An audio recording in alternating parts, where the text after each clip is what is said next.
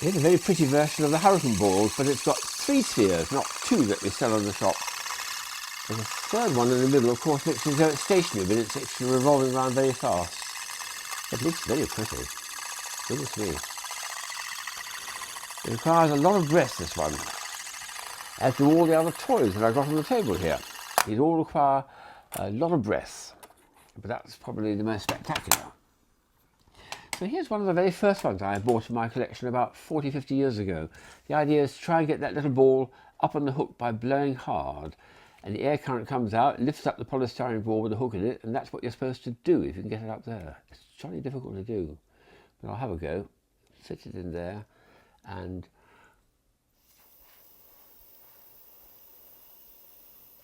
ooh, so nearly, not quite. Never mind, try again. Other ones don't require skill, they're just a bit of fun, such as this one here, which just needs a lot of blowing, and then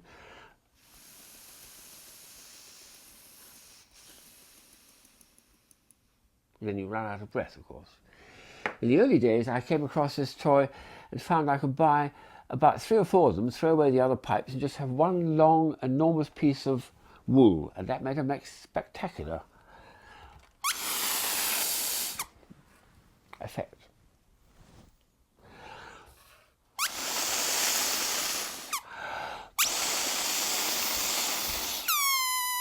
Wow, that's a good piece. Others are just a bit of fun.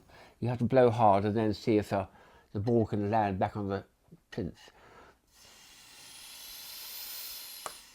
That one didn't.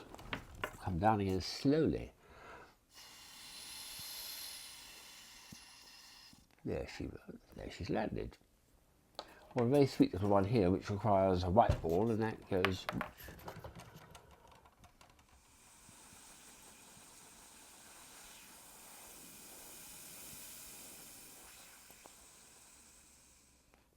The eagle has landed. There's much more sophisticated blowing things around.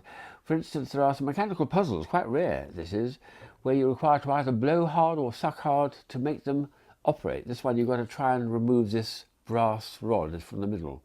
It worked about 40 years ago when I got it, but no longer works. I think the actual diaphragm inside, either leather or rubber, has perished. But I think you had to suck very hard and then it would come apart.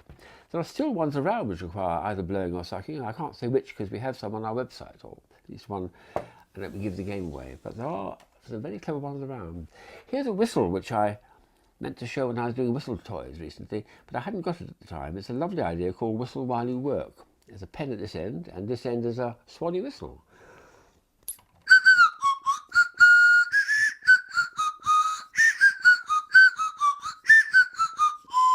Or something.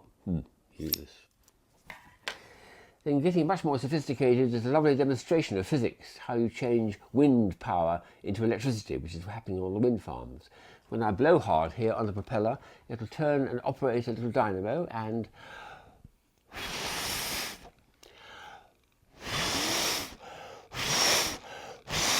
a lot of hot air to help global warming, I think.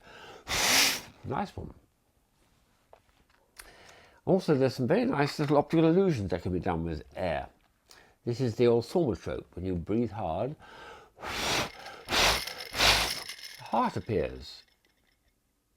Well, this one, which is more mysterious because the two halves appear to be completely strange, and when you blow hard, they can merge and it becomes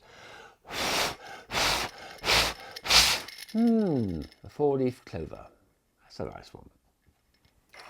There's a great number of spinning tops which I've shown before. This one is a typical blowing top, which you have to blow hard through it. And then there's little vanes on the outside here which allow the air to come out, and it picks up a good speed. Clever one. Then go back to my earliest toy collecting, was this charming little toy which cost about 5p at the time, I think it was. A little parachute inside.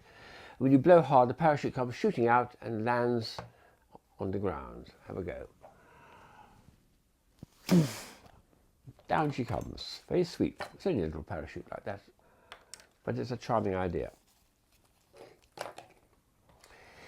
Now here's getting very sophisticated. I think one of my favourite toys has been these little gadgets.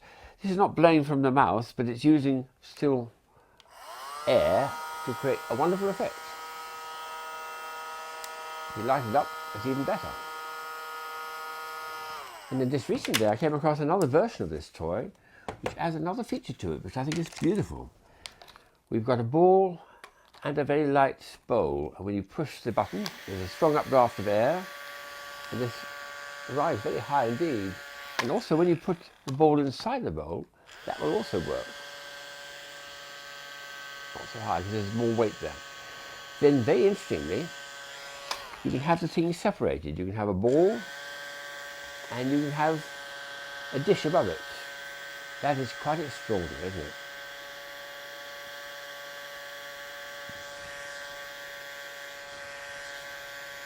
I wonder how it works. Well, I'm trying to imagine this as a kind of cone of air.